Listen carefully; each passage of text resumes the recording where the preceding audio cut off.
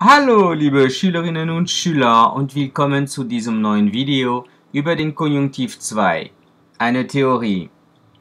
Für diese Theorie brauchen Sie wie immer ein Dokument. Um das Dokument auszudrucken, kein Problem, gehen Sie bitte unter das Video und drucken Sie auf den Link, dann können Sie das Dokument finden. Haben Sie das gemacht? Dann geht es los! Conjonctif 2, mais qu'est-ce que c'est? Tout simplement le conditionnel en français. Vous utilisez le conditionnel pour demander quelque chose poliment, pour donner un conseil, pour formuler une hypothèse, pour exprimer un souhait ou un regret, et même pour faire des comparaisons. Bref, vous utilisez le conditionnel en français comme le conjonctif 2 en allemand. À ce niveau-là, il n'y a pas de souci. Faites très attention toutefois, tout comme en français, en allemand, il y a le conditionnel présent et le conditionnel passé. Conditionnel présent, K2 Gegenwart, conditionnel passé, K2 Vergangenheit.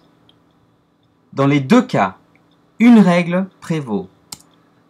Logisch sein. Soyez toujours logique. Si vous aviez utilisé du passé en français, pourquoi ne pas utiliser du passé en allemand? La même chose pour le présent. Soyez toujours logique. Passons maintenant gentiment à la théorie et commençons par la formation du conditionnel présent. Vous avez le conditionnel présent des auxiliaires, des verbes réguliers et irréguliers, mais également des verbes modaux et du verbe wissen. J'insiste également sur la différenciation entre ces trois catégories. Vous allez vite comprendre. C'est très simple. Il faut juste bien différencier ces trois genres de verbes. Commençons avec les auxiliaires. Vous allez très vite comprendre, si vous connaissez bien votre conjugaison, que lorsque vous savez conjuguer un verbe au préteritum, il n'y a qu'à lui rajouter un umlaut et vous avez du conditionnel. En tout cas, c'est ce qu'il faut faire avec les auxiliaires. Vous avez les trois auxiliaires haben, sein, werden. Commençons. Haben. Je vous propose ici de remplir le tableau avant d'écouter la suite de la vidéo. Vous aurez ensuite une manière de corriger, de voir si vous avez fait les choses justes. C'est un entraînement qui vous permettra peut-être de briller à la prochaine épreuve. C'est parti. Ich hätte. Du hättest. Sie, es, man hätte. Wir hätten. Ihr hättet. Sie hätten. Sein. À nouveau, appuyez sur pause, remplissez le tableau et rappuyez sur play. C'est parti. Ich wäre. Du wärest. Sie, es, man wäre. Wir wären. Ihr wäret. Sie oder sie wären. Passons maintenant au dernier des auxiliaires qui est encore plus important que les deux autres lorsque l'on parle du conditionnel. Remplissez le tableau et rappuyez sur play ensuite. C'est parti. Ich würde. Du würdest.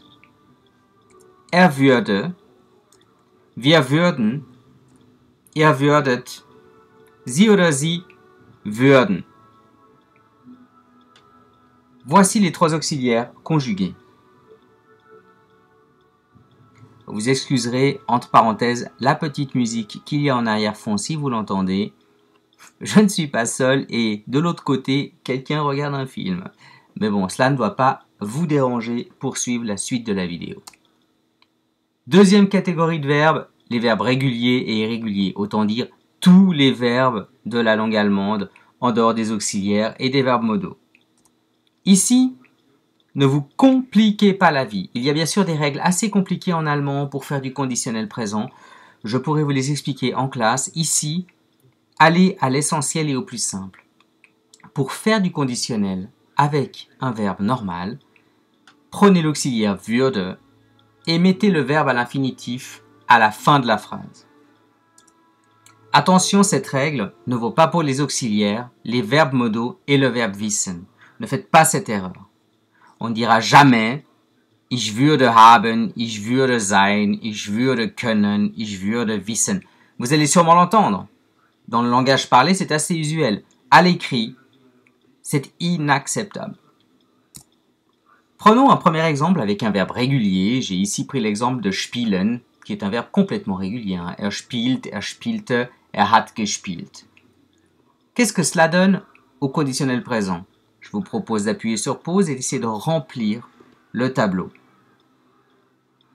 C'est fait? Alors c'est parti, allons-y.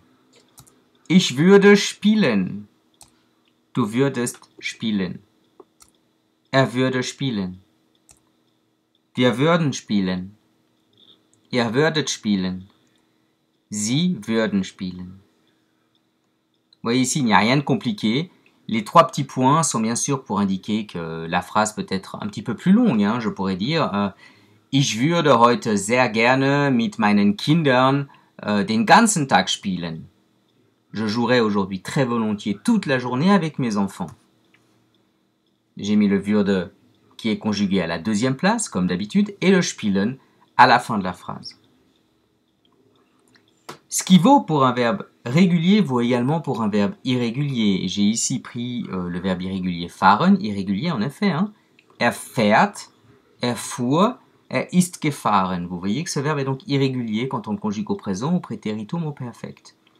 Je vous propose de remplir le tableau et de ensuite appuyer à nouveau sur play. C'est parti. Ich würde fahren. Du würdest fahren. Er würde fahren. Wir würden fahren. Ihr würdet fahren. Sie würden fahren. Ici, c'est la même chose que tout à l'heure. Je pourrais parfaitement dire Ich würde heute 20 Kilometer fahren, wenn ich genug Benzin hätte. Je conduirais 20 km aujourd'hui si j'avais assez d'essence. C'est une phrase inventée sur le moment. Tout ça pour vous dire que, à nouveau, le würde va à la deuxième place, va à la deuxième place, et le fahren se met à la fin de la phrase. Les verbes réguliers et irréguliers. Je vous propose de vous donner encore quelques exemples. An deiner Stelle würde ich sofort nach Hause gehen. Appuyez sur pause et essayez de traduire cette phrase sur la feuille que vous avez imprimée. À ta place, j'irai tout de suite à la maison. Deuxième exemple. Wenn er mehr Geld verdienen würde, würde er ein neues Auto kaufen.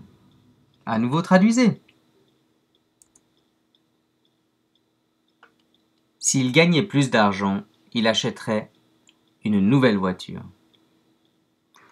Vous allez ici tout de suite me demander, mais attendez, s'il gagnait, c'est de l'imparfait. Attention, en effet. Mais je vous rappelle aussi quelque chose. Le nombre de fois où nous, francophones, nous faisons cette erreur, par exemple, si j'aurais de l'argent, j'achèterais une voiture. Et bien sûr, vous avez toujours le plus malin derrière vous, à côté de vous, qui va vous dire et c'est pas si j'aurais, c'est si j'avais. Dites-vous qu'en allemand, on a le droit de faire cette erreur parce que si on fait cette erreur, nous, c'est peut-être parce qu'on est influencé par la langue allemande. Dites-vous que pour faire juste, il faut dire si j'aurais de l'argent, j'achèterais une nouvelle voiture. S'il gagnerait plus d'argent, quelle horreur je sais, il achèterait une nouvelle voiture. Au moins comme ça, vous êtes sûr de le faire juste en allemand. Passons à la troisième catégorie, les verbes modaux et le verbe wissen. Une catégorie quand même assez longue. Je vous propose donc de commencer. Mais faites toujours attention ici pour finalement conjuguer les verbes modaux ou même le verbe wissen au conditionnel présent. Vous n'avez qu'à le conjuguer d'abord au préteritum et d'y rajouter un umlaut. Après, c'est une question de prononciation. Voilà pourquoi bien souvent, alors qu'on devrait dire er könnte, tout à coup on dit er konnte, et le sens n'est plus le même. Faites donc bien attention. Cet umlaut a toute son importance. Premier verbe können. Können bedeutet pouvoir, être capable de, être possible. Je vous laisse remplir le tableau et appuyer ensuite sur Play. Ich könnte, du könntest, er könnte, wir könnten, ihr könntet, sie könnten. Prochain verbe, dürfen. Dürfen bedeutet pouvoir dans le sens d'avoir le droit. Remplissez le tableau. C'est parti. Ich dürfte. Du dürftest. Er dürfte. Wir dürften. Ihr dürftet. Sie dürften. Prochain verbe, müssen. Müssen bedeutet devoir, avoir l'obligation. Remplissez le tableau. Ich müsste. Du müsstest. Er müsste. Wir müssten. Ihr müsstet. Sie müssten. Le prochain verbe, sollen. Sollen bedeutet devoir, dans le sens d'un conseil, d'un devoir moral. Le rouge ici n'est pas anodin, je vous demande de faire attention. Il y a, comme dans toute règle, des exceptions, et sollen est une exception. Sollen ne prend pas d'umlaut lorsqu'on le conjugue au conditionnel présent. Vous allez donc me dire, mais alors mon Dieu, mais comment le différencier du préteritum? Ma foi, ici, c'est une pure question de contexte. Lorsque vous écoutez une phrase ou lorsque vous formulez vous-même une phrase, le contexte doit être suffisamment clair pour qu'on sache est-ce que je suis en train de m'exprimer au passé, préteritum, ou est-ce que je suis en train de faire une phrase au conditionnel. Ici donc, le tableau est très simple à remplir. Je vous laisse le faire et ensuite appuyer sur Play. Ich sollte, du solltest, er sollte, wir sollten, ihr solltet, sie sollten. Prochain verbe, wollen. Wollen bedeutet vouloir, avoir la ferme intention. Vous voyez que le slide ici est encore rouge. Pas besoin de répéter pourquoi, c'est le deuxième verbe qui s'inscrit dans cette exception, à savoir pas d'umlaut au conditionnel. Il faut donc se rattacher au contexte. Je vous laisse remplir le tableau. Ich wollte, du wolltest, er wollte, wir wollten, ihr wolltet, sie wollten. Le prochain verbe, le dernier verbe modal, est mögen. Mögen bedeutet bien aimer. Lorsqu'on le conjugue au conditionnel présent, il change radicalement de sens. C'est j'aimerais, tu aimerais, il aimerait. Et donc, il devient un synonyme de wollen. Alors qu'au préteritum, on conjugue mögen en disant ich mochte, je vous laisse ici compléter le tableau afin d'avoir le son différent avec l'umlaut. Cela donne la chose suivante. Et Dieu sait que c'est un verbe que vous connaissez bien depuis vos premiers pas dans la langue allemande. Ich möchte, du möchtest, er möchte, wir möchten, ihr möchtet, sie möchten. Rien de plus simple, comme vous le voyez. Il nous reste alors ce dernier verbe, wissen. Wissen bedeutet savoir, vous le connaissez. Wissen n'est pas un verbe modal et pourtant, la plupart du temps, il fonctionne comme un verbe modal. Wissen se conjugue au préteritum wusste. Ici, il s'agit tout simplement de rajouter un umlaut. Je vous laisse remplir le tableau et suivre le reste de la vidéo. C'est parti. Ich wüsste, du wüsstest, er wüsste, wir wüssten, ihr wüsstet, sie wüssten. Nous en arrivons maintenant à la formation du conditionnel passé. Nous avons passé un petit moment à parler du présent. Le passé, finalement, c'est exactement comme en français. Vous prenez l'auxiliaire, être ou avoir, auquel vous rajoutez un participe passé. Rien de plus simple. Au conditionnel, cela donnera hätte ou wäre, plus le participe passé que vous mettez à la fin de la phrase. Afin de vous aider, je vous propose de prendre deux exemples. Le premier, An deiner Stelle wäre ich sofort nach Hause gegangen. Traduisez. À ta place, je serais tout de suite allé à la maison. Vous voyez que ce n'est pas si difficile. À nouveau, et je le répète, soyez logique. Deuxième exemple. Wenn er mehr Geld verdient hätte, hätte er ein neues Auto gekauft. Traduisez. S'il avait gagné plus d'argent, il aurait acheté une nouvelle voiture. Ces exemples, vous les avez eus tout à l'heure pour le conditionnel présent. J'ai repris les mêmes phrases et je les ai mises au passé. À nouveau, bien sûr, vous allez me dire, le si, plus imparfait en français, devient un wenn plus K2 conditionnel en allemand. Dans la formation du conditionnel passé, je vous demande de faire attention au verbe modo. Ce point de grammaire est un point de grammaire différent, mais il faut également le connaître. Faites toujours attention à la règle du double infinitif. Au présent, je dirais « Ich könnte Geld verdienen, wenn ich arbeiten würde ». Je pourrais gagner de l'argent si je travaillais. Au passé, nous dirons « Ich hätte Geld verdienen können, wenn ich gearbeitet hätte ». J'aurais pu gagner de l'argent si j'avais travaillé. Faites attention à ce double infinitif qui va revenir très souvent. Si vous le faites juste, c'est que du bonus.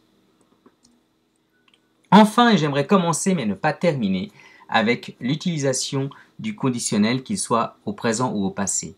Dites-vous qu'il y a toujours plusieurs contextes dans lesquels on utilise le conditionnel.